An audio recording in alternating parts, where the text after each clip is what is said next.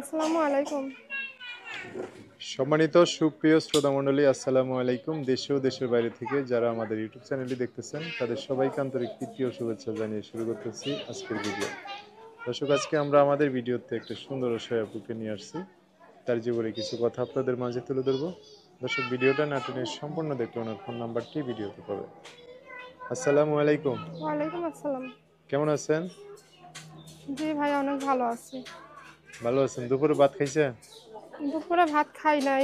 আপায় ভাত বেড়ে দিছিল, যে বাসাতে কাজ করি হুম। সেই ভাতটা রেখে আপনার আসার কথা শুনে এই যে ভিডিও করতে আসছি, গিয়ে খাবো। ভাত খাইয়েন যায়, সমস্যা নেই, কথা তো একটু জোরে বলতে হবো, একটু শক্তি দিয়ে কথা বলেন। আচ্ছা, কি নাম আপনার? মেঘলা। পরিবারে কে কে আছে? পরিবারে এখন বর্তমানে কেউ নাই, খালার কাছে থাকে। খালার কাছে?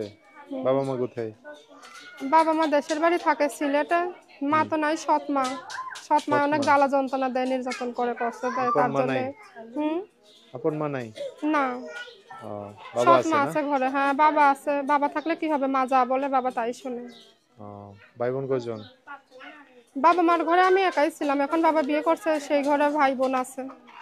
আহ, থাকলে কি মানে হবে, তারা আমার খবর নেয় না, তারা আমার দেখে না। আমি ঢাকাতে খালার কাছেই থাকি। তো গাছ ধরে দাঁড়াইছেন কে? সোজা দাঁড়ান।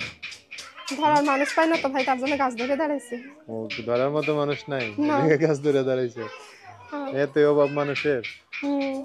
আপনি না সুন্দর, মানুষের তো অভাব নাই, ভালোবাসার মানুষের অভাব আছে। এত রূপসী এত উঁচা লম্বা মানুষের বলে মানুষের অভাব? রূপসী হইলে কি হবে, আল্লাহ তো কষ্ট দিয়েছে কপালে। থাকার মতো বাড়িঘর নাই দেশের বাড়িতে? ভাড়া থাকি, দেশের বাড়ি আছে কিছু। হুম। ওইখানে সৎ মা থাকে, বাবা থাকে। সৎ মা অনেক কষ্ট দেয়, হুম। তাই ঢাকাতে দাদা দাদির কাছেই মানুষ হয়েছি। এখন বর্তমানে খালার কাছে থাকি। আচ্ছা, পড়াশোনা করছেন? 5 পর্যন্ত লেখাপড়া করছি, পরে আর লেখাপড়া করতে পারি নাই। অভাবের সংসারে মানুষ হয়েছি, লেখাপড়া কিভাবে করব।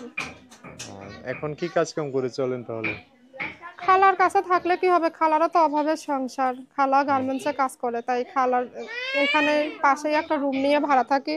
হুম। আর পাশে একটা আফা আছে, সেই আফার বাসাতে কাজ করি। কাজ করে কোনো মতো চলি ভাইয়া।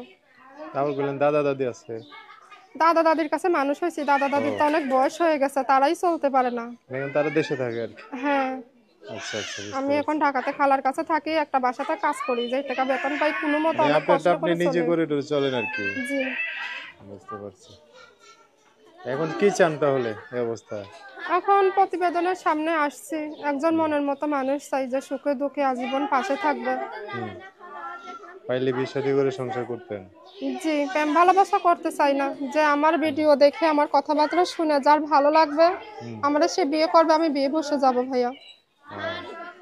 তো মানুষও সুন্দর, দেখা দেখতে সুন্দর, কথাবার্তা সুন্দর। এখন এই যে মাস্ক পরে আসছেন, সৌন্দর্য তো দেখা যায় না, তাহলে দেখা করবো কেমনি?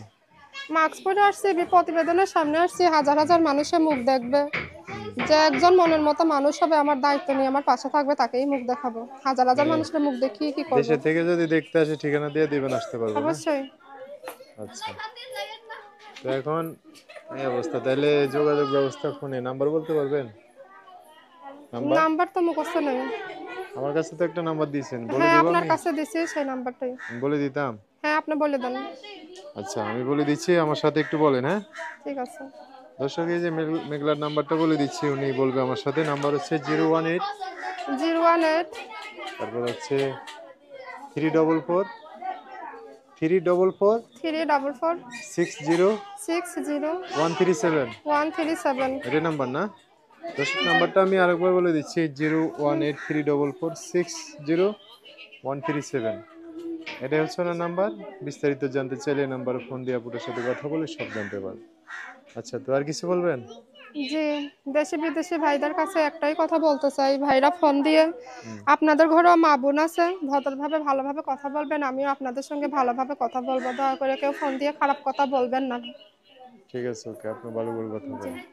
সো দর্শক, আজকের ভিডিও পর্যন্তই। দেখা হবে নতুন কোনো ভিডিওতে। সবাই ভালো থাকবেন, সুস্থ থাকবেন, সুন্দর থাকবেন। আপনাদের কথাবার্তা শুনে যদি ভালো লাগে অবশ্যই একটা লাইক দিয়ে আরো মানুষকে দেখার সুযোগ করে দিবেন। আল্লাহ হাফেজ, আসসালামু আলাইকুম।